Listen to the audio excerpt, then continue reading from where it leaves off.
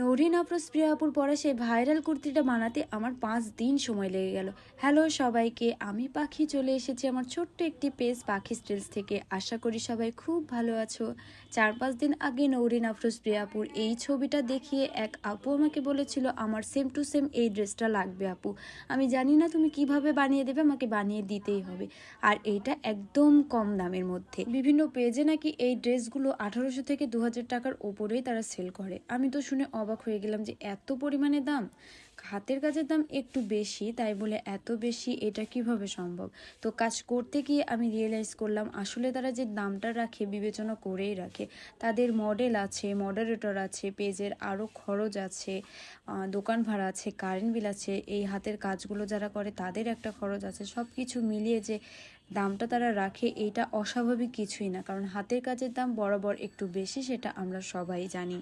কাজটা আমি এজন্যই নিয়েছিলাম যে একদিক দিয়ে আমার একটা রিক্রিয়েটিং ভিডিও হয়ে যাবে, অন্যদিকে ড্রেসটা আমার সেল হয়েও যাবে।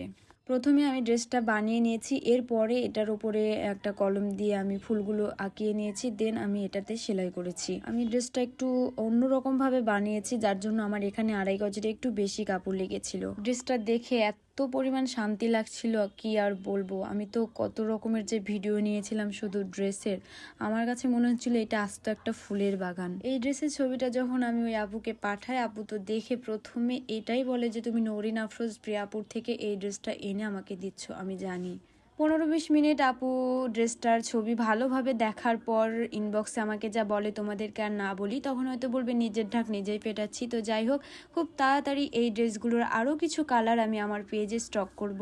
যারা আমার হাতের কাজ খুব পছন্দ করো বা আমাকে খুব ভালোবাসো, তাদের কাছে খুব রিজনেবল প্রাইজের মধ্যে এই ড্রেসগুলো পৌঁছে দেওয়ার জন্য খুব চেষ্টা করব।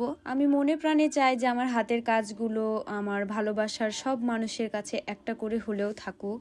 ক্যামেরা অন করা আছে, এটা আর আমার মা জানে না। নিয়ে এসেছে আমার জন্য আমের আচার। রাজশাহীর মানুষ হলে যা হয়, আমের সময় আমের ডাল, আমের তরকারি, আমের খিচুড়ি, আমের আচার, কি আর বলবো।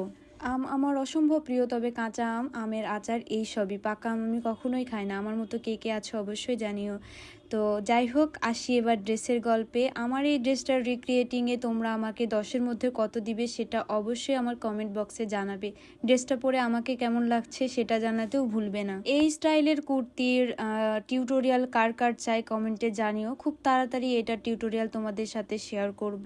আজকের মতো এতটুকুই, দেখা হবে নতুন কোনো ভিডিওতে। সে পর্যন্ত সবাই খুব ভালো থেকো। টাটা সবাইকে।